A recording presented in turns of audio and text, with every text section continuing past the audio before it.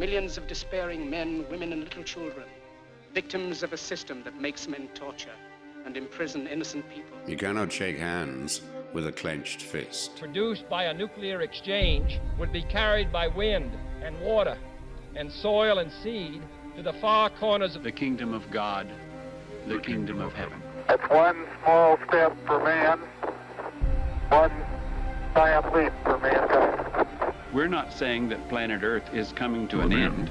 We're saying that planet Earth is about to be refurbished, spaded under, and have another chance to serve as a garden for another civilization. Most of the people in here are just your reflections. They're your mistakes. 1776 will commence again if you try to take our firearms. 1 million of the planet's 8 million species are threatened. You are what you repeatedly do. Therefore, excellence ought to be a habit, not an act. Your lives and the credibility of the United Nations is at stake. Epstein didn't kill himself. The reason this is such an interesting time is not only because we're on the threshold of the end of this civilization. They're trying to take you out with bullshit. The experience of the past 2 years has proven beyond doubt that no nation can appease the Nazis. To those who can hear me, I say, do not despair.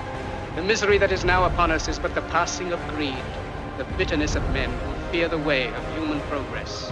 The hate of men will pass, and dictators die, and the power they took from the people will return to the people. And so long as men die, liberty will never perish. In the language of the U.S. Department of Defense, these are unidentified aerial phenomena. Roswell's a very interesting place with a lot of people that would like to know what's going on. There is very compelling evidence that we may not be alone. This is the Garden of Doom.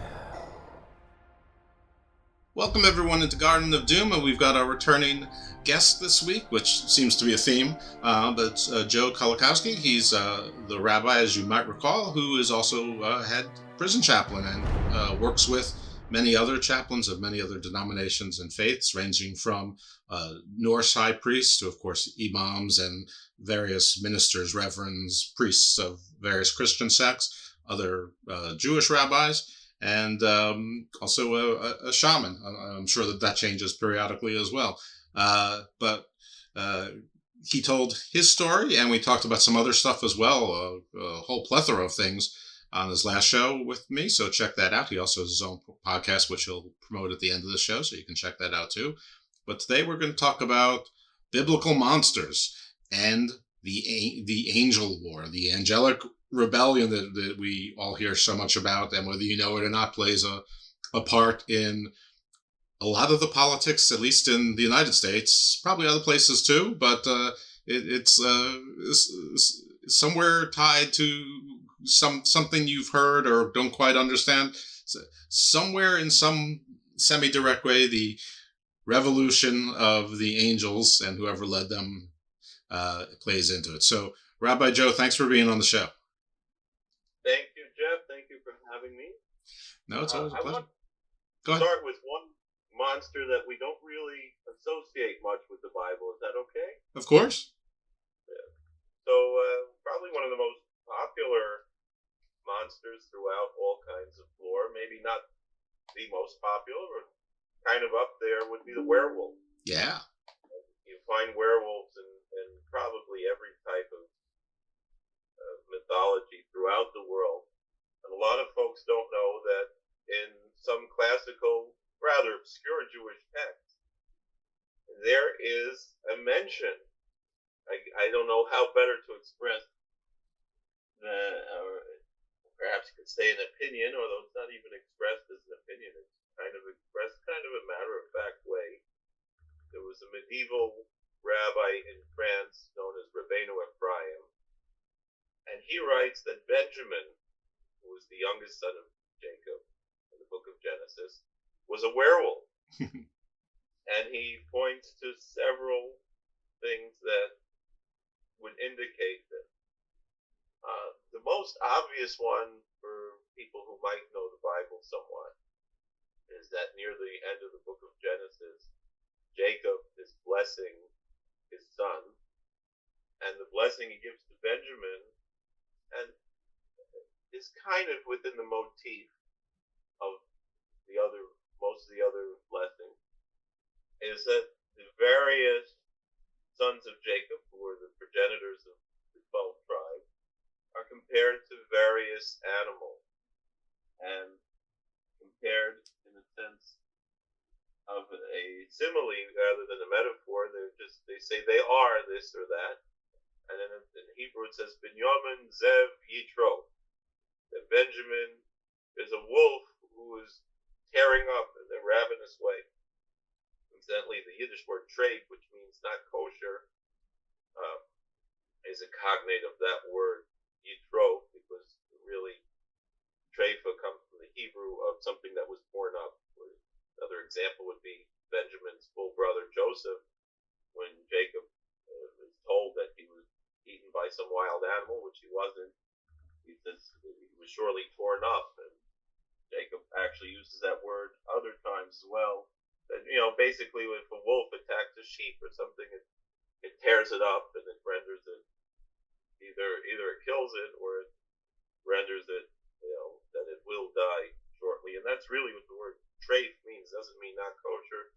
It means generally an animal that has some kind of a either it was killed in a way that is like that, or it has some sort of a terminal illness or defect or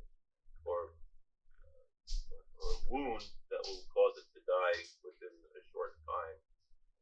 But again, we read that chapter and we read those blessings, we understand these are similes, metaphors, these are comparisons. These aren't saying that this actually is.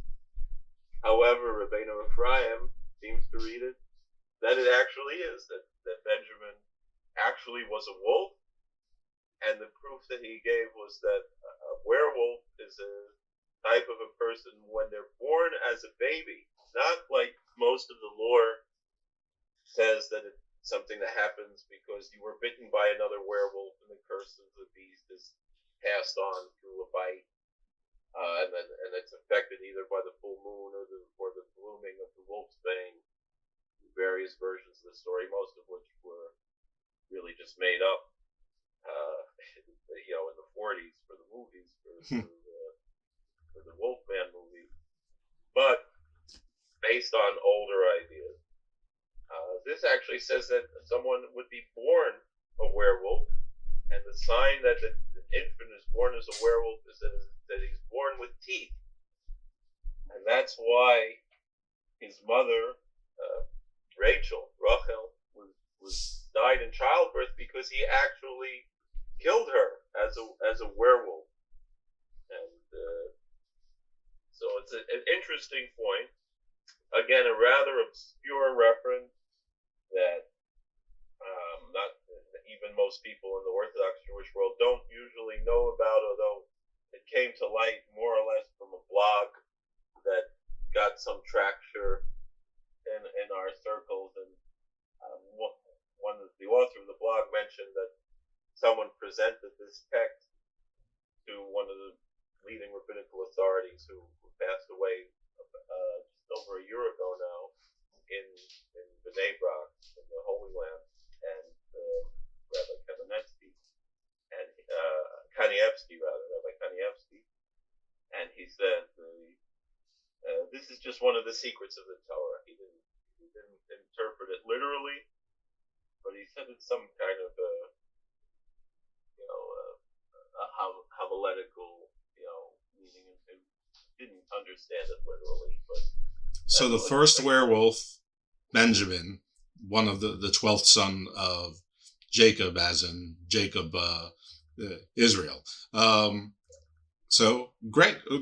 We don't know that Benjamin can turn other people into werewolves by the biting or the wolf's bane or whatever. I mean, the first werewolf would have to create others, or perhaps there are others born. So we can't rule it out. But it's interesting because there's the in some readings, Noah himself was not actually. I think is Lamech his father. Lamech said, "This is not my son. He didn't look like a human," and so everyone's like, he's a Nephilim or an alien or whatever. So since everyone's from the line of Noah, you like when all gods interbreed with humans, that sometimes it creates monsters, and that's entirely consistent with pretty much every mythos that's ever been. But I love that there's a werewolf. Early on in those, I guess post Abraham. So I guess we're talking like the year 3900-ish or 3950, something like that. Or well, I guess like 2950 BC or BCE. Anyway, that's not important. And most likely, it was coming out of the culture of where Rabbi Ephraim was writing, where in medieval France, I think it was just assumed a matter of fact that there were such things. It wasn't, there wasn't anything that was controversial at that time and place in the world. So. Well, I mean, it's controversial in that he found a way to blame the Jews for werewolves. So, I mean, that was unhelpful, I would think. But for our purposes in the Garden of Doom, it's cool that we have identified the possible first werewolf, at least from a biblical perspective. So awesome. I think maybe there were others before him. Maybe Esau was also something along those lines. But wait, pause. What? Tell me about this. Who's this Esau character? That was Jacob's brother, right? Right. So it seems to indicate that he was born with teeth as well. So I think there might have been some connection there as well. Also, it says he was all hairy when he was born. Some kind of point to that as a possibility, and of course, teeth and hair. I mean, as a baby, that's unusual. Yeah. Were they sharp teeth? A lot of babies are born with hair. Not so many, but some are. I don't know so many babies who are born with teeth, but I'm sure it happens here or there. Yeah, but not like a full-on, adult Bulgarian man, basically with a hair or haircoat. I mean, hair, on the top of his head, I understand, but when I hear hairy, I'm thinking of, chest, back, legs, arms. Yeah, and I think that's how the Bible does describe Esau as being hairy all over. Yeah. He was a hairy man. In fact, that's one of the names that's attached to Esau is the ear with his hair, partially because that was one of his in-laws was the ear. So Jacob and Esau were Abraham's two kids, right? Grandchildren. Who were the parents? Isaac and Rebekah. Okay. Now, no werewolves there? I don't think so. All right. So yeah, like either there's a mutation there, or a curse, or there were other werewolves somewhere else up above. But again, everyone who survived the flood and Noah, they might have some angelic or demonic blood in them, and all right. This is great because the Nephilim is really the spiritual ancestor of this show. So if I can tie everything to it, and the audience is saying, "Shut up, Jeff, let him talk." So shut up, Jeff, let him talk. Well, you bring up the Nephilim. There's a lot of very interesting questions about the Nephilim. I don't remember exactly where it was, but I do recall in the Talmud that there is discussion of something called the Bar Nachli, the son of the Nephilim, which seems to be something like either a sea turtle or a tortoise, if I recall properly, according to the commentaries that are there. And I do have a pet tortoise at home, so it is kind of interesting that seems that the face of the tortoise, so it points again to some sort of a reptilian form, but the idea of the shapeshifter, which is, of course, the werewolf is one of the main types of shapeshifters, but that is something that is certainly connected to the Nephilim and to other groups that are related to it. The Zohar, which is a classical book of Jewish mysticism, mostly commentary on the Bible, says that when the Bible says that there was a mixed multitude that left Egypt with the Hebrews, because Gam Erev Rav Oli Mohem, and that's it's always translated in English as a mixed multitude, which generally people would read it as, the Egyptians didn't only enslave Hebrews, they had many other slaves of different nations, and all these different people left with them. However, it seems that they might have also had some non-human entities that also left with them.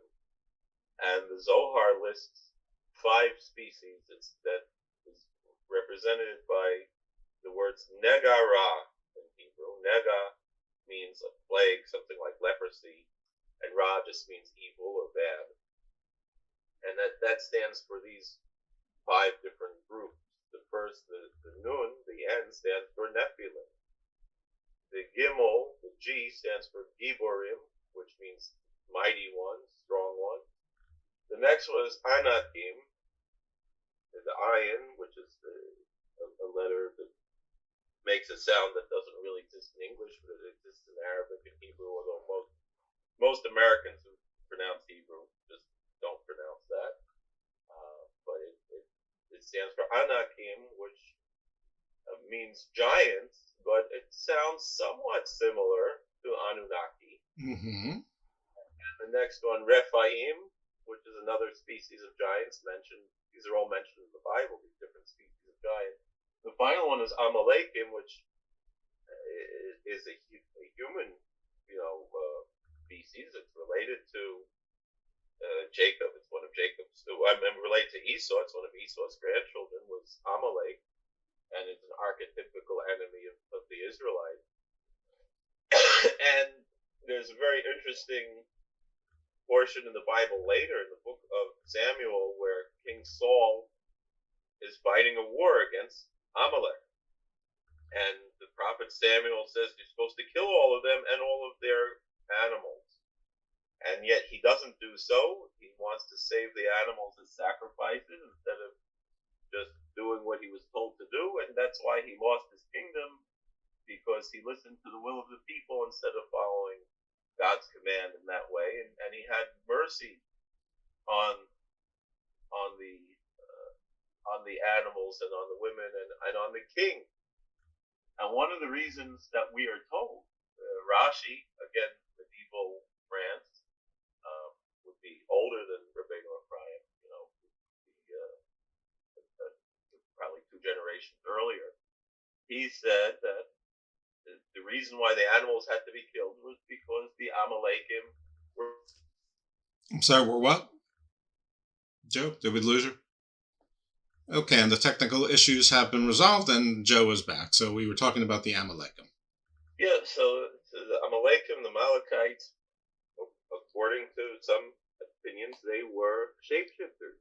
And so that points to this whole idea of that's, still popular in lore.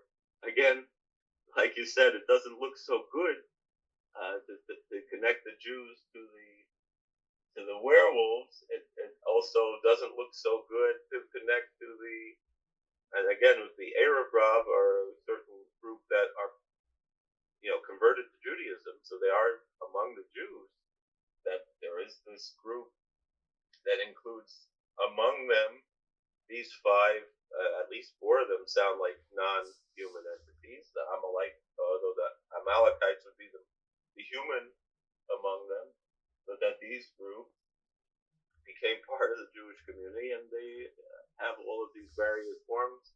And the interesting thing is that word Eruv Rav, that's translated as mixed multitude, I kind of think the word Eruv means mixed, so it could be like hybrid, and then Rav, same word as rabbi, it means a master or teacher or something along those lines. And so they could be the hybrid masters, some kind of, these, what's going on behind the scenes with all of these different conspiracy theories that we see in the world are somewhat echoed in medieval and ancient texts that we have, in our tradition. Again, these might not be the most mainstream things, and certainly not viewed in any dogmatic way, and certainly could be interpreted in an archetypical way or psychological way or homiletical or just this lore that maybe just for entertainment and not necessarily have any deeper meaning. There are all different interpretations throughout history of how we understand these types of texts. And even among the most orthodox, there are very few who take things, extremely literally in these ways.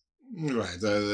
As I took it, they basically figured that there were, Egyptians who were disfavored that there were there. There were probably different African peoples, or, whether they were, from the east, Semitic, Nubia, Ethiopia, whatever, south, Sudan, I don't know what that was called at that time. I think it was also called Nubia.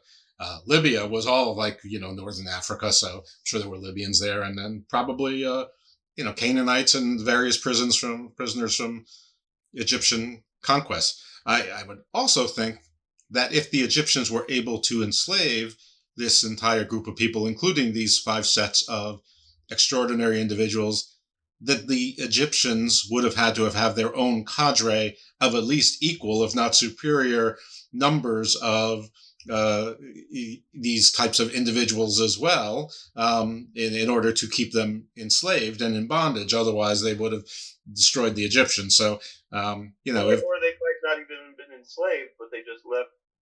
They figured, we need to follow the Israelites and attach ourselves to them. Maybe they weren't enslaved. Maybe they were I guess that's a possibility as well. All right. Well, I mean, I have actually heard of the Rephaim. I've heard of the Anakim. I've heard of the Giborim. I know that they were all forms of giants, and I know that giant doesn't always mean extra large, but a giant was, like in Greek mythology, there was this group called the Giants, which were akin to gods, but in powers, not necessarily size. And the Greek heroes were sometimes called giants, and the heroes is the same description of Nephilim, which is the great men of old, the heroes of renown. Which also were, I think it also says Giborim. It does, yeah. Giborim, if I recall properly, in Genesis, Anshe Shem, but like you said, men of renown, which certainly connects to that. And I'll tell you, even a more mainstream, modern, rabbinical, somewhat authoritative figure, was Rabbi Aaron Soloveitchik in Chicago, of blessed memory, whose brother was maybe a little bit more famous, Rabbi Joseph Soloveitchik in Boston, both of whom they both taught and were leaders at Yeshiva University in Manhattan.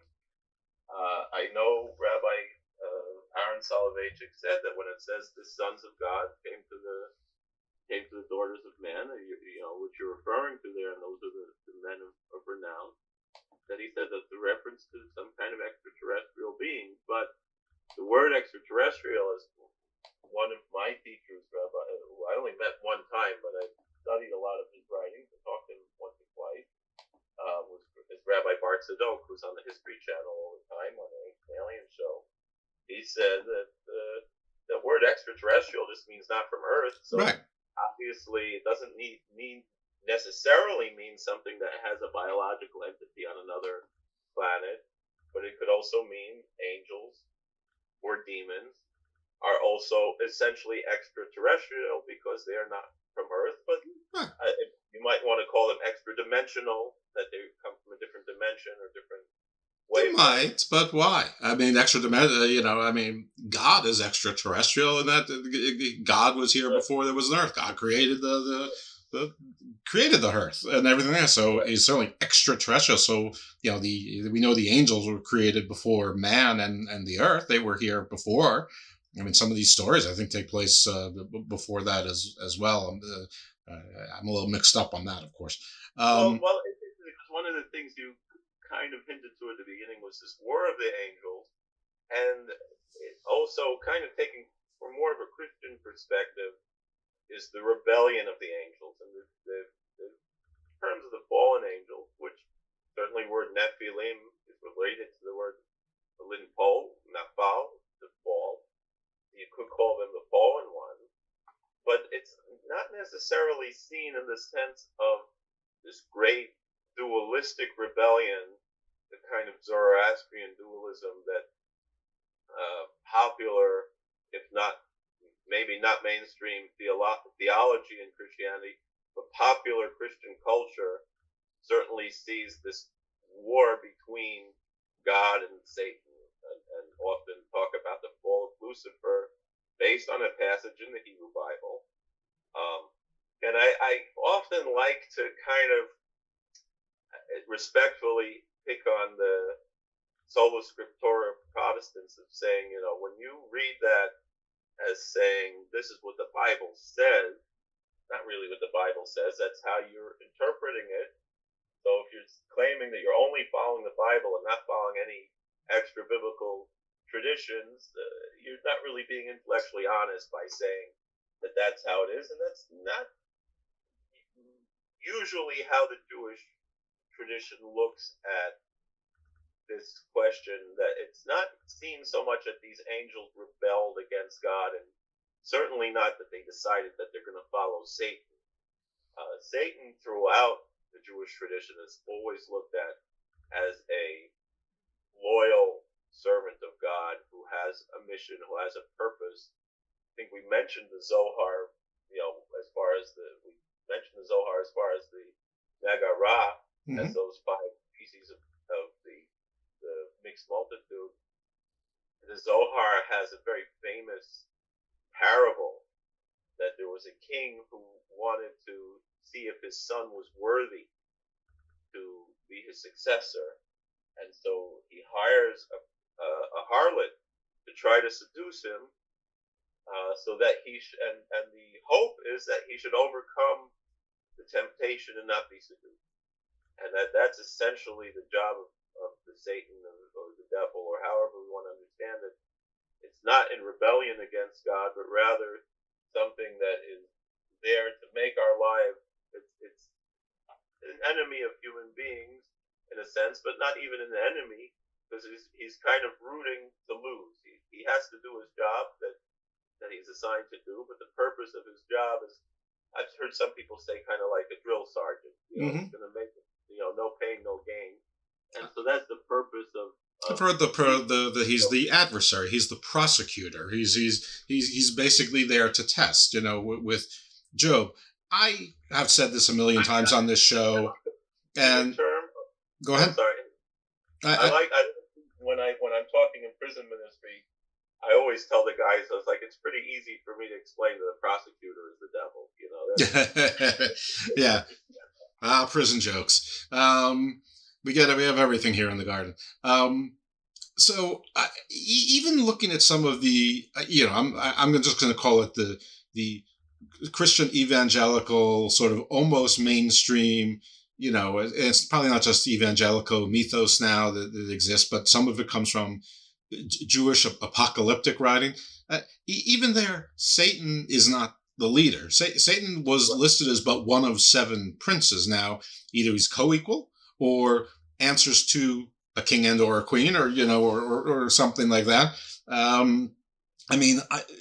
I have looked, and obviously I don't have the research skills you have or the breadth of knowledge or reading that you have, but I have seen either Azazel as the leader, I've seen Samael as the leader, and there was some other name too. Asmodeus, right? Right, Asmodeus, the king of hell, or the king of the underworld. And there's a like a Romanized or Greek name, which is not quite Asmodeus, but it's similar. It's like Hebrew usually is Ashmedai, and I thought Asmodeus is kind of more the Greek. It is Asmodeus. There's a Romanized version of it it's like Allium or something like that. It sounds like Albion, the British giant, but it's not.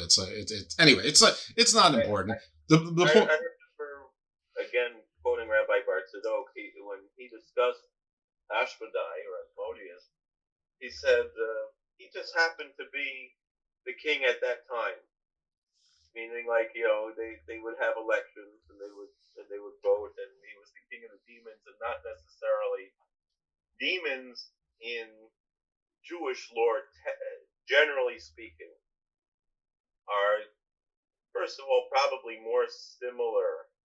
When Hebrew calls Shadim, sometimes Mazikim, they're different words that are used for demons in the Hebrew, and they were probably more akin to the Islamic term of the jinn, Mm-hmm. as opposed to the more Christian idea of demons.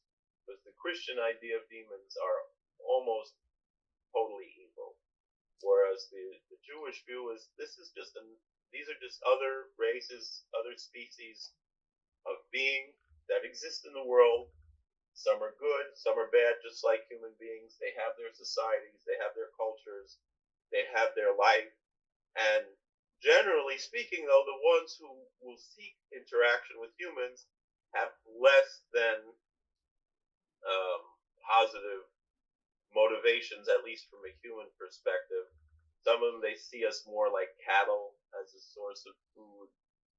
They could be kind of energy vampires, so meaning that they see us as food in the sense of they're going to rile us up to have certain emotions and energy, which could be expressed in physical ways or only emotional and spiritual ways, and that they feed off of that energy.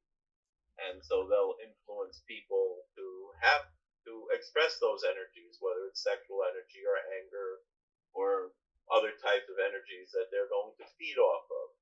And the question is, do we let them do that? And the way it's often taught is, well, most people do. It's because it's sexy. About it. It's a person of power. They're Bill Clinton and we're all Monica Lewinsky. What are we going to do? So my main point way back when was that nothing that I've read has Satan as leader or king of hell or even Lucifer. And I don't know when or where that popped up, and I'm not sure if that's going to come up during this show, but it's interesting. So what is the story that you know of the angelic wars, or however you want to phrase it, the revolution, or just the skirmish? I would see it more on the level of wars between them as opposed to any kind of revolution or rebellion. As opposed to the typical Christian view of the fall of Lucifer. That text in Isaiah is first of all, it's talking as a direct metaphor to Nebuchadnezzar of his own fall and comparing him to, it says, Yahel Bar Shachar, the bright one, which is the word Lucifer, means the bright one, and the son of the morning, which means the morning star. I always forget if it's Mercury or Venus, the planet that's very bright. It's Mercury. Mercury. And that the view of Mercury in the morning, and then you see it, and then it sets, and that's a representation of this idea, and that's all it is that it's a metaphor for Nebuchadnezzar's own fall, and not any grand rebellion of a group of angels to rebel against God. And to be clear, Nebuchadnezzar was the king of Babylon, and what's his Babylonian name? I'm not familiar. I know, in Hebrew it's Nebuchadnezzar. Is he Xerxes, or is it actually Nebuchadnezzar? I think it is Nebuchadnezzar. Xerxes would be Ahasuerus. Xerxes was Persian. Right. Nebuchadnezzar was Babylonian. Right. Okay. So, which is replaced them with the Persians replaced the Babylonians. Yeah, right. Much later on, but maybe not much later on. But anyway, I guess the crux here is that there's a lot of people talk about Babylon as said in the Bible and a power to the east and power to the west, and now people are saying that's China and Russia and the United States, and Babylon was Babylon, and Rome was the power to the west. I mean, these were the two powers that were sort of sandwiching the Jewish peoples, and at times were threats to their very existence. So literally Babylon meant Babylon, and yes, but it is directly connected to your original question, and as opposed to a rebellion, there was certainly a war, and it's I guess always understood in classical Jewish text, going back to really that part of the Bible would be the book of Daniel, where you have the mention of the prince of the kingdom of Persia, and that the archangel message to Daniel, and he said that it took me a while to get here because the prince of the kingdom of Persia was standing in my way.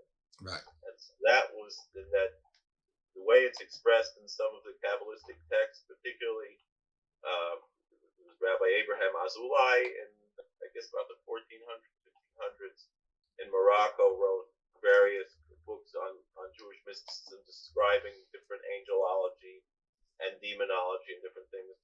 And other authors say that the angels in heaven who represent the various nations are butting heads like rams, that they're always fighting among each other, and that manifests itself here on earth. And so that every nation, it's kind of like there's a UN up in heaven where there's a star, there's a prince that represents that nation in heaven, and that each nation, they're always fighting with each other, and then that manifests on earth with physical wars or other conflicts, whether political or military conflicts on earth. And so that's really and even though there's not much further explanation than that, but it's interesting because it points to somewhat the Christian Bible that talks about fights between principalities in heaven.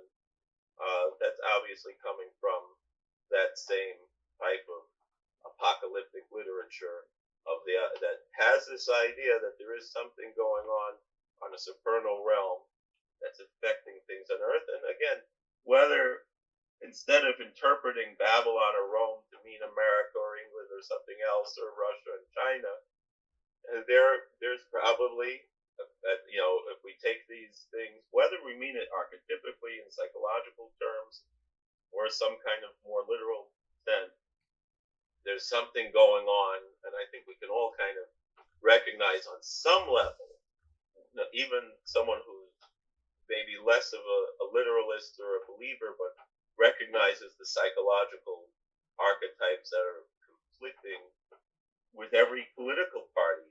There could be some sort of a SAR, and that term SAR, that print, it's a very interesting term because it really is perfectly aligned to the idea of like the Jungian archetype, which Carl Jung often liked to talk about various pagan gods as archetypes, and comparing the different cultures having these archetypes. And the truth of the matter is, even within classical Jewish texts, which are of course radically monotheistic, certainly by the time of the Talmud, you could argue whether in biblical times, whether it's heathenistic or monotheistic or what, but certainly by the time of the Talmud, it was a very clear and total monotheism, and nonetheless, there was recognition, whether meaning in a homiletical sense, archetypical sense, or a literalist sense, of angels that are the Tsar, that are the prince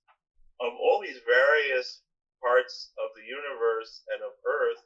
So the one example that I think is the most interesting from a comparative religion sense, comparing to paganism, is that there's several mentions throughout the Talmud of Sar Shel Yam, the prince of the sea, and Yam is actually the name of the Phoenician god of the sea, but in Hebrew it just means the sea, is the Yam, and how that is very much in line with the archetype of whether it's Poseidon or Neptune or whatever in all the various pagan traditions, that archetype exists in the Jewish tradition.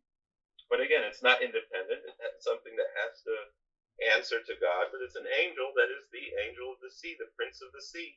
Even that's where the tuna fish company, Prince of the Sea, it comes from this same idea of that there is a being that is or an archetype that represents the sea, and so too with that same type of idea, just like there's a figure like that in Jewish lore, and so too we have this idea, and it seems to be representing something that's at least, again, even from the most rationalist level, there's a psychological reality that we can see that there is this irrational point within politics, whether between warring countries or between political parties, that seems to be manifesting something that is above just this human realm, even if it's just, you want to call it collective subconscious in the Jungian sense.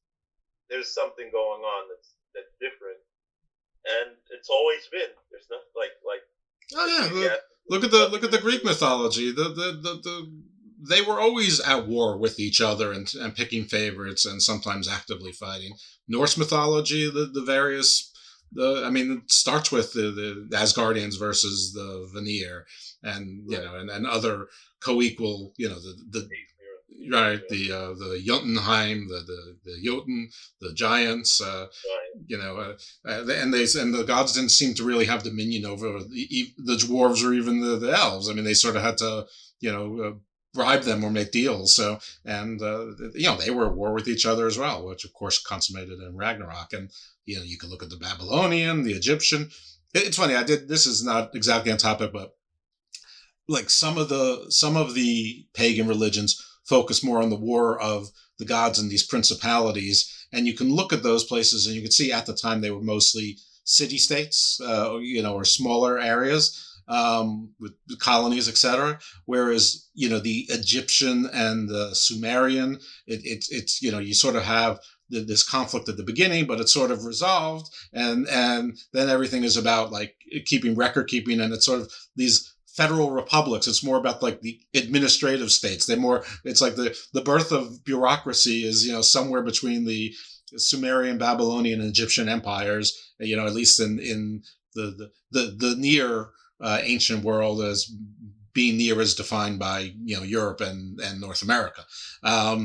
But I just found that as interesting little counterpoint. Anyway. Well, and Chinese, of course, that's where Confucius was a bureaucrat. That's what he did for a living. Mm-hmm. And it seems like he started off as just a kind of a regular guy, but he was part of that greater bureaucracy that's been around for so long, and his approach just was so influential that it became somewhat not the state religion in the sense that it's looked upon in the West, but it had such a profound impact. And also in that same sense, you had between the Taoists and the Confucianists, and yet somehow in the East they managed to balance these in the way that in the West we have everything so black and white, and we can't really have those shades of gray as much.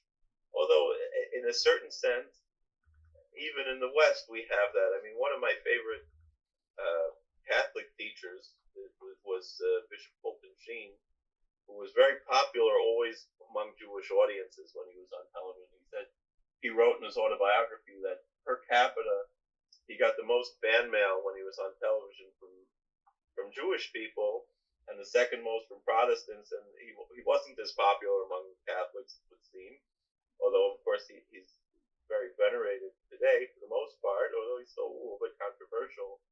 And he pointed out that in the Catholic Church, they always embraced the Western philosophers who were pagans, but as being important to, teaching philosophy and influencing theology, similar to how in the Jewish world Maimonides also embraced Aristotle. And again, that was controversial in the Jewish world, and that controversy carried along to Islam, the fight between whether to accept the philosophers or not, and it carries, certainly there are many strains of Hasidic Judaism that want to stay as far away from any type of philosophy in that sense, and just keep a very simple, down-to-earth approach to faith. Well, I agree with him to the extent of the show. I want to stay away from the great philosophies. And before we leave the topic, I don't want to venerate the East too much over the West in that, they did sort of institutionalize the caste system. That was one of the ways that they sort of resolved things here on Earth. But what is the traditional story, though, of the War of the Angels? But could I just finish that one thought from Sure. Fulton Sheen? So what he said was, though, that just like the church was able to embrace the Western philosophers, the church in the East, he thought could be successful by embracing the Eastern philosophers, taking the philosophy without the theology. And so he recommended, especially since a big part of his ministry was fighting against communism, and he saw the Chinese church as being a great beacon of hope against that, and that he was kind of suggesting that you could be a Chinese Catholic and still embrace the philosophy from Lao Tzu and from Confucius and so forth. But you're right. There's one of our rabbis, Rabbi Victor Miller, who's a big apologist, he pointed out, there's problems everywhere, and as much as people like to romanticize the East, there's a lot of problems everywhere. Nobody's perfect. Right. So the story of the War of the Angels, like you're asking, it's not a story. It's just as I see it. It's not this big rebellion. It's just the actuality of the condition. It just is. It always has been.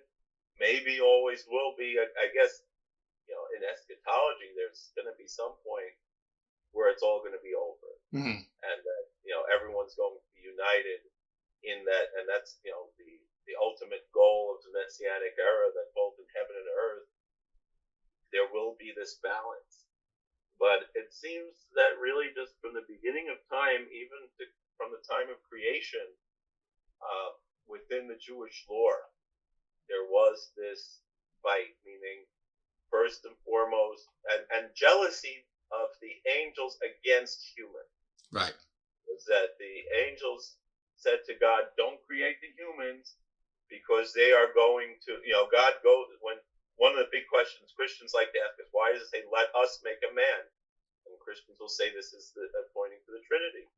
And the Jewish tradition will say we have several answers to that, one of which is God spoke to the angels and asked their advice, even though he didn't need their advice, was to teach us a lesson that no matter how great you are, it's always good to ask advice from even someone who is lower in stature, because you're going to get some wisdom out of that. And so he asked the angels, and the angels said, don't make the human being because he's going to sin and we're not going to sin. And then the question was, when God was giving the Torah to Moses, should we give it to Moses? And he said, no. The angels said, no, keep it here in heaven. Don't give it to the humans because they're going to mess it up and they're not going to keep it. And we should just keep it here. And then God told Moses, well, defend yourself. And he said to the angels, you don't need this. You don't have all of the fighting and lust and everything that human beings have. You don't have parents that you need to show respect to your parents. You don't have jealousies and so forth that lead to murder and theft and adultery. We have that, and so we need this to help us get better. And so I guess if you want to say there's some kind of a lore to it, there is a very interesting idea that I'm not so sure what the sources are, but maybe you want to.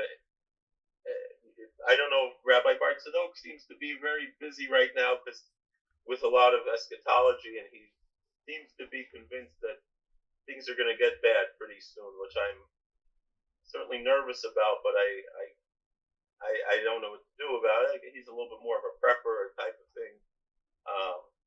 But he always talks about, he kind of hints to this idea that there was some kind of not only antediluvian world, but pre-creation world, that because it does say in Jewish sources that are well known that God created worlds and destroyed worlds and built upon different worlds. And even when a lot of fossil discoveries were being made in the 1840s, 1850s, there were, very respected rabbis who said, oh, this is, they discovered the Megalosaurus and the Iguanodon. Who mentioned was Rabbi Israel Lipschitz. He mentions by name before the word dinosaur was coined by Sir Richard Owen, but but Gideon Mantell had discovered the Iguanodon, and around the same time they discovered the Megalosaurus. And he said these are the relics of the worlds that God destroyed before this creation. and so this was 19th century rabbi who was saying, yes, there are relics of worlds that are millions of years old, and this is totally in line with Jewish traditional teaching. It's not that he's trying to fit the Jewish tradition into the science, but that the science is kind of proving these ancient Jewish traditions. That was kind of the way that he read it, and not everybody agrees. Certainly Rabbi Miller, who I just mentioned, would not agree to that, and so there's always disagreement. And Rabbi Miller was probably, you could define him as a younger creationist, almost like some of the Christian creationists along that line in his apologetic. But in any event, Rabbi Bartzadok kind of points to was that there were reptilian intelligent beings who escaped the earth just before it got destroyed and went to live on nearby planets, or maybe have bases on the moon and other places. And then, so these extraterrestrials that interact so much with human beings that we might be familiar with are actually are descended from those who are originally from Earth.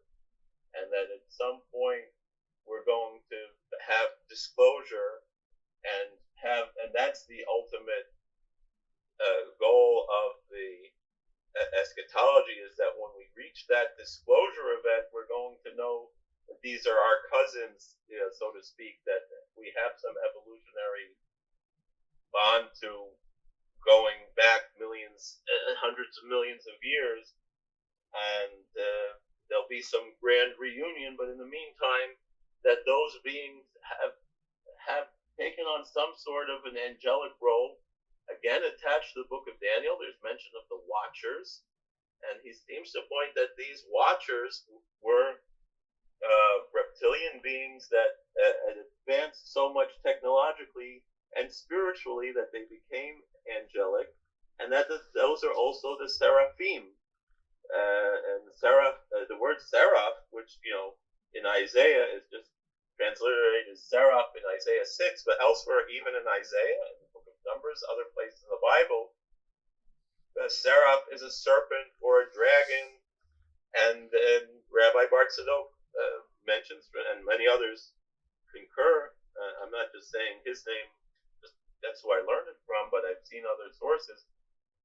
Somewhat along the line, again, going back to the Far East, where you have the dragon is more of an angelic being as opposed to a physical animal, even though there are, they always call all kinds of lizards dragon, but the angelic beings of the Chinese dragon, Rabbi Bartzadok says that is the Seraph, which is also called the Tali, which are also the Watchers, and that these are beings that have certain dominion over Earth because they originally were from Earth and they had ascended, and they're the type of ascended masters that oversee, but they're also fighting with other beings, other angels, other extraterrestrials, whatever they are. I'll mention one other thing that he likes to mention, although for a long time it seemed like he was scared to mention, but I mentioned Rabbi Azulai and the Zohar, that Rabbi Azulai mentions, based on the Zohar, hollow earth theories, again, not theories, but traditions, and that one of the lands of the hollow earth, which seems to be mentioned in the book of Psalms, in Psalm 88, it says Eretz Neshiyah, which is translated as the land of forgetfulness, that the beings who live in this land of forgetfulness are the description that Rabbi Azulai gives based on the Zohar fits exactly to the gray aliens, and so they're not necessarily from Zeta Reticula as is often said, but there are many parts of lore that say that these beings are from inner Earth. Maybe they go back and forth, and there's all kinds of stories. But it's very interesting that a book, again, from over 500 years ago should have a description of something that really only came into our lore, within the last 70 years. I guess. Yeah. So all of these things, again, whether we want to interpret them literally or psychologically or whatever it is, the ideas are there, and they certainly have an impact on our culture, and in that way have some kind of impact on our lives that we'll see. But I don't have the clearest story on all of these things, but I guess that's essentially more of the story from certain traditional texts, was that, like I said, that the world was created and destroyed, created and destroyed, and that there were, I guess, some species of maybe highly intelligent dinosaurs or whatever that made it to outer space, but also made it to other spiritual realms and other dimensions. And it's not that different from the Anunnaki legend or religion. Now, the Anunnaki legends say that they originally came from Earth and then went to other planets and came back, or? And they experimented, and they had lots of failed experiments along the way. Sort of like the Nephilim as well, that some became corrupted, but some became, heroes of renown. It's interesting. I mean, even the Greeks, a god mates with a woman, out comes Achilles or Hercules or Theseus. Also comes out, a Minotaur, or some other monster. So, anyway, this is all fascinating stuff, but I know I'm looking at the time, and I know that your time is short. So let's get back to monsters, because Leviathan is the one that stands out to me. I'm sure there's other biblical monsters as well. So Leviathan, which in Hebrew is Leviathan or Leviathan in the Ashkenazic pronunciation, is mentioned, of course, in the Bible, in the book of Job, in the book of Psalms, and other places. Somewhat related to, again, those ancient Babylonian and Phoenician myths with, the sea and all these other primordial ways. Tiamat, Trigon. Yeah, the classical Rashi, which would be probably the most classical commentary, notes that in Genesis 1:21, it says God created the Taninim Hagadolim, the giant Taninim, which usually the word Tanim means something like a crocodile or some kind of a serpent or a dragon, and so therefore some would posit that that's that could be the dinosaurs, but Rashi says that was the Leviathan and its mate, and that the mate was killed, and because if they were allowed to reproduce, they would have taken over the world, and so therefore it was killed, and it was preserved for the righteous to eat the flesh of this primordial fish, which is presented as a kosher fish with fins and scales, and not as a reptile. Rashi does say they're dagim gedolim, giant fish, and so that I guess it was some kind of a giant pickled herring or something that the pickling would last for about 6,000 years, so that when the Messiah comes, we'd be able to eat that flesh. But also there is, actually we have in the holiday of Shavuot, the Feast of Pentecost, which usually is a late May or early June, we have a liturgical poem that describes the giving of the Torah, because that's the traditional day when the Torah was given at Sinai, but also then turns to eschatology and talks about how in the end time there'd be this giant kaiju battle between the Behemoth and the Leviathan, and that they would kill each other, and then again that at that point that we eat the flesh of these giant animals in the end times, and that there's some special wine that's been preserved since creation, and that we'd have this great feast. And it's interesting, I don't know when this episode is going to be released, but as we're recording, we're less than a week, or we're a week away from the second day of Rosh Hashanah, and that leads up to then Yom Kippur and then Sukkot, Feast of Tabernacles. So most Jews know about Rosh Hashanah and Yom Kippur, the high holidays that are very serious and somber. But then 5 days after Yom Kippur, we have the Feast of Tabernacles, the Feast of Joy, and also has certain pagan type elements, even though again totally in a monotheistic way, but rituals that are certainly certainly archetypical rituals that don't have any clear rational meaning, that we take 4 different types of vegetation, wave them around, and we sit out in booths with roofs that are open to the elements. And at the culmination of that holiday, there's a liturgical line that many people say, that we thank God that we were worthy to fulfill this precept of sitting in the sukkah and the tabernacle.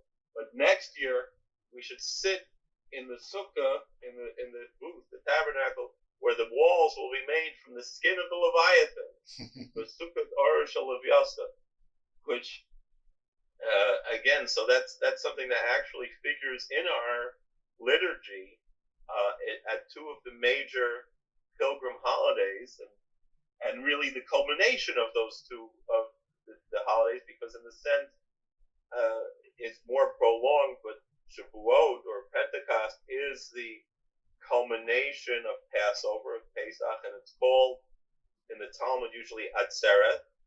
And that day so there we mention the Leviathan in the poem, the Akdamus poem, and the day that we ask that we should next year, instead of next year in Jerusalem, next year will be in the sukkah made of the skin of the Leviathan. That is the day was called Shmini Atzeret.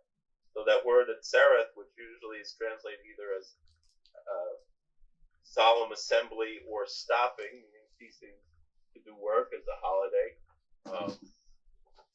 Both of these days have an interesting liturgical connection to the Leviathan. So it's something that actually figures in some level of popular Jewish liturgy. Nothing that's considered like obligatory liturgy, but well accepted, certainly in Orthodox circles. But Leviathan, definitely not a whale, definitely not a sea mammal, possibly a giant fish, but I mean, dragons are scaled, so I mean, nobody's ever said a dragon isn't kosher. Yeah, it's a good question, because certainly reptiles are not kosher, and scales in the kosher sense are usually understood as scales that are easily removed, like when you clean the fish and you take off the scales. So a dragon probably not. Probably fits more in the. I mean, we don't know. It's probably more of a reptile, but it could be an amphibian, could be its own thing. But maybe a giant eel. Scales, but what's that? Amphibians never have scales. Right, that's what I'm saying. A dragon could be an amphibian. Maybe they don't have scales. Maybe they just have like a turtle shell on their whole body that looks like scales. Anyway, I'm making things up right now, obviously. Maybe a giant eel, but Leviathan, kosher. Okay, interesting. Kosher, and that will be the reward for the righteous, both to eat its flesh and to sit in a sukkah that's made out of its skin. So it'll use all the pieces in it. Who killed Leviathan? What? Who killed Leviathan? So it seems like the Behemoth kills the Leviathan. And who's the Behemoth, or what's the Behemoth? So Behemoth, again, I know some young Earth creationists want to say that both Leviathan and Behemoth are dinosaurs. Mm-hmm. But the Behemoth, the word Behemoth is it's the plural for Behemoth, means usually a domesticated mammal. Is called a behemoth, and so Behemoth or Behemoth in English is how it's transliterated. It seems to be some kind of a giant ox or something, or perhaps even a unicorn. And there are certainly many unicorns in the Talmud and pointed to in the Bible as different, even seems to be different species of unicorns, which all seem to be kosher, but some kind of an extremely large horned mammal, probably a horned hoofed mammal. Pretty much every horned mammal other than a narwhal is hooked, and a narwhal is not actually horned. That's of course a tusk. It's a tooth. Right. But so you have these the giant fish and the giant mammal, some kind of an ox, fighting each other. Particularly, most popularly is mentioned there in the Akdamos prayer on the Pentecost holiday on Shavuot. There is a mention in the Talmud that before the Messiah comes, there'll be the War of the Dragon. So I don't know. I guess we're looking forward to some kind of a kaiju battle akin to something that Toho would. I know I am. That would be pretty cool. So it probably wouldn't be, but yeah, I know. It'll be cool to watch, but not cool to be in the middle. You know, if it's like the fight in Godzilla versus Megalon, where they're just kind of on the side and there's nobody around, and they're just sitting on the side watching Jet Jaguar and Megalon and Gigan and Godzilla go at it. And they have that. I don't know. I guess they got a Ring of Fire from Johnny Cash there in that movie. Yeah. They're all fighting, and it's far enough away from everybody else. And again, they could just. It's usually understood again as a metaphor of these different nations fighting, and again, that could be the wars of the East. You know, we're talking about. It could be a metaphor, but it could be dragons. So what are biblical dragons? Are they like the St. George killing the dragons, or like Smaug from The Hobbit, or is it something else? Well, again, like I said, that first reference in Genesis chapter 1, verse 21, the classical Jewish approach is that it's either giant fish or giant reptiles, or it is the Leviathan, or the Leviathan is a species of dragon, and they're all different types. That Hebrew word tanin usually refers to a reptile. It certainly, in context, in the book of Jeremiah, is referring to a crocodile in the Nile River, and that the Pharaoh is compared to the tanin sheba yaor, that is this whatever reptile that's in the river. And then also, actually, when Moses throws the sticks down, there are different words for snake. Usually it's nachash. Sometimes we mention seraph, but also it says tanin. So could it be that the word tanin is just a general term for reptiles in the Bible? Both snakes and crocodiles and many other species could be called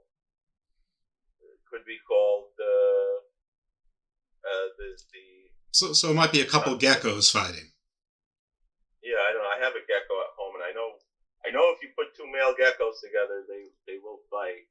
But we only have one female gecko at home, so we take care of that. But it's it starts at home. Yeah, there's another word called tanim, which is usually understood as a jackal, because the tanim are represented as mammals that nurse their cub. So there's all kinds of interesting different approaches that we have there. But so it's not so clear what these different things are, but it does seem to be pointing that these are understood to be actual physical animals, and that there were some that were particularly large and perhaps fearsome. You don't have the stories like St. George killing the dragon quite the same, but that story clearly seems to be pointing to something that was really there. I don't think it's being presented as much as a metaphor as not like St. Patrick getting rid of the snakes that usually understood more metaphorically. That seems to be pointing to something that's actually real, and there certainly are many interesting archaeological and mythological things that seem to point to. Well, Joseph Campbell's Hero with 1,000 Names, that basically there's all stories about the hero that goes to the underworld, comes back, and with the assistance of a guide or some god, defeats basically a dragon type thing. And whether it's Zeus and Trigon, or Marduk and Tiamat, or I guess Behemoth and Leviathan, or and much older names that escape me at this moment. That this is something that either happened or was at least an archetypal metaphor, which is fabulous. Are there any other monsters from the Bible that we can quick fire? There are too many to mention. There's Og, the king of Bashan, which is presented as a giant. Probably from the biblical account would sound to be more like a 9-foot tall giant, but in the Talmudic account, sounds to be something that's unusually large, something maybe even hundreds of feet tall. He was a Raphaim, right? Yeah, and I think Mieser Raphaim. You're right. It's from the remnants of the Raphaim, and again Goliath seems to be among those types and other giants that people fought, and the other giants mentioned in the Book of Numbers. Also, the Rephaim mentioned in the Book of Numbers that they were approached when they went to spy out the Holy Land, and they brought back this story. And again, all of these things seem to be presented in a matter of fact as something that is physically real, not just a story or a metaphor, as opposed to other places where they clearly are meant to be metaphors from the context of the text. There you have it, that it's there's certain things are matter of fact, and metaphors are always used, like we said from the beginning, to both refer to actual animals, meaning a wolf is a real animal, a lion is a real animal, a dog is a real animal, and metaphors are used with these animals. That we know, in the realm that we see every day, that these are real animals. And so again, these are presented. So again, some people will say, well, it's a crocodile, it's a hippopotamus. Were there some type of land crocodiles that still existed into history? I know, far off where nobody would have, nobody from the biblical landscape would have had any way of knowing other than in a supernatural prophetic way that on the island of New Caledonia there were still land crocodiles into recent times, a few thousand years ago, and other kind of prehistoric looking animals that still existed until quite recently but are no longer around. New Caledonia is near New Zealand, right? Yeah, it's northeast of New Zealand, and it was part of that same continent of that, Oceania, Lemuria. Yeah, the scientific fact of New Caledonia is that it's an island that, unlike most of the islands in that region that are recent volcanic islands, that is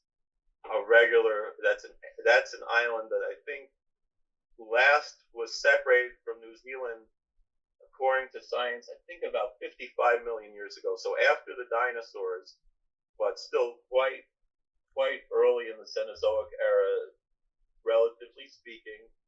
And it's still to this day, you mentioned geckos, they have, several species and genera of endemic geckos there, but also trees that are prehistoric, conifers and cycads and ferns that really are from a different, basically the last remnants of the types of vegetation that were in the Mesozoic era are still there in New Caledonia, but there were, I think, they said until humans came to the island, there were land crocodiles and some club-tailed horned turtles that lived on this island in very recent history, just like many other animals that became extinct relatively recently, the elephant birds of Madagascar and the moas of New Zealand that disappeared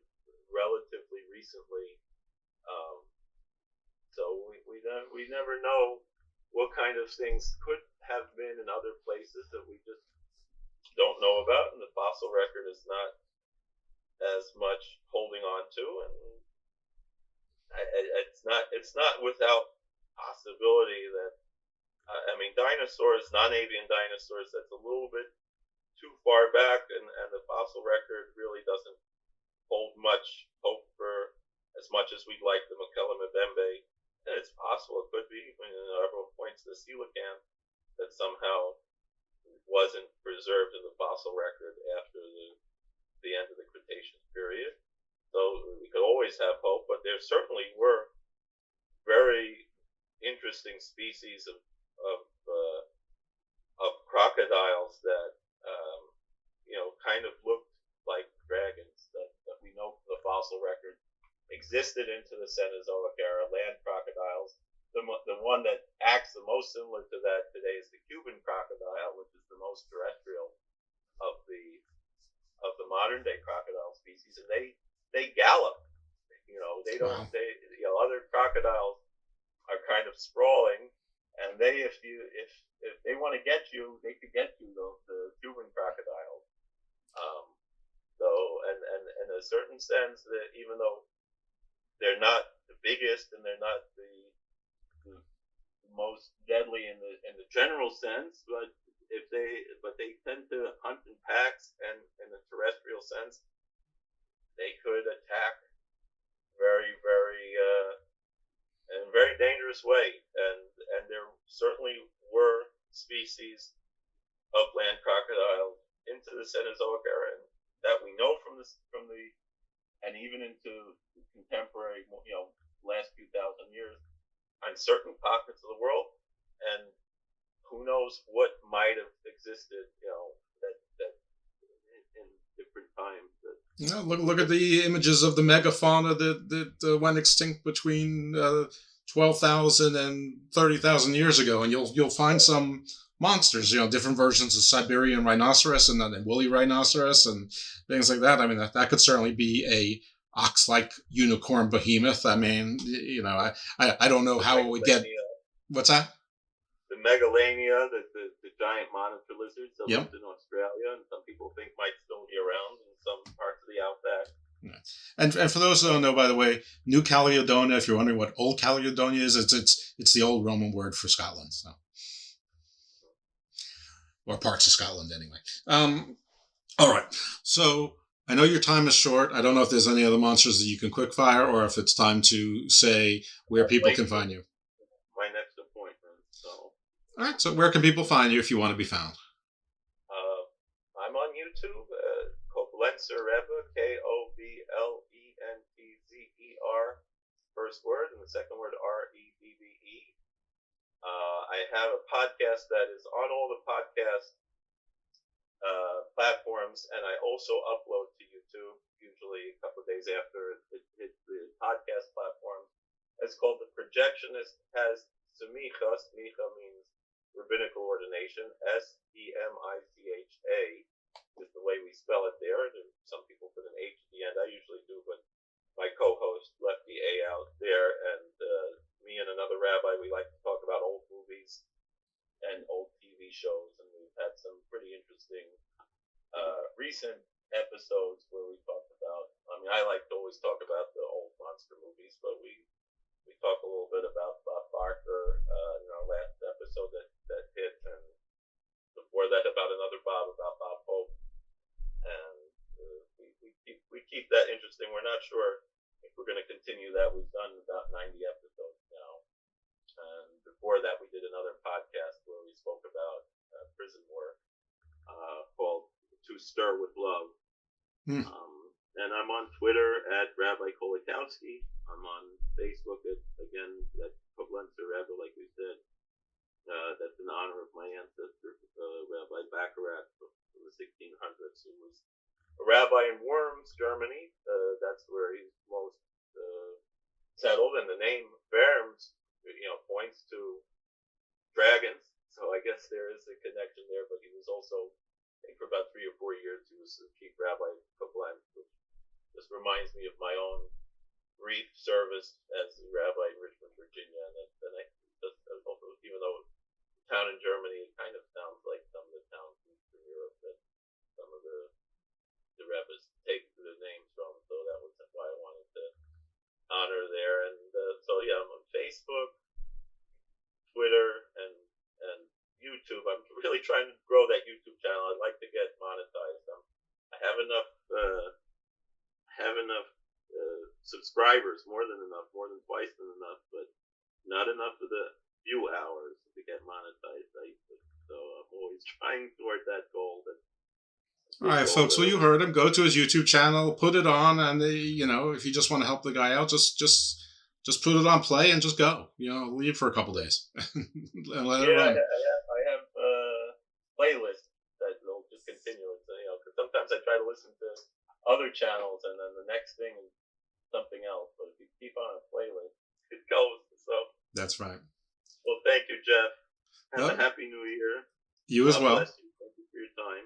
Thank you. It was great having you on again, and then hopefully we'll do this again at some point. Sounds like we have plenty of ground we could still cover and have some fun with it. All right. Well, he's late for work, so we don't want to keep him going. So thanks to Rabbi Joe for being on the show, and thanks to all of you for listening. Hopefully you'll give us a rating and a review, and like and a subscribe, and share the show with a friend. And you'll hear from us next week in the Garden of Doom.